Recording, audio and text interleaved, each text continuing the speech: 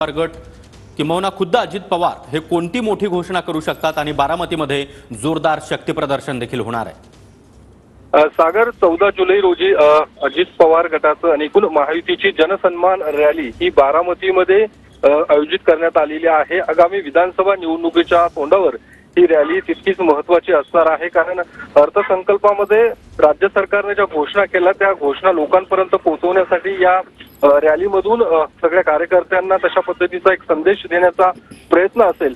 मात्र अजित पवार गटाचे जिल्हाध्यक्ष प्रदीप गारटकर यांनी जो दावा केलेला आहे की या रॅलीच्या माध्यमातून अजित पवार मोठी घोषणा करण्याची शक्यता आहे, ती घोषणा नेमकी काय असणार आहे।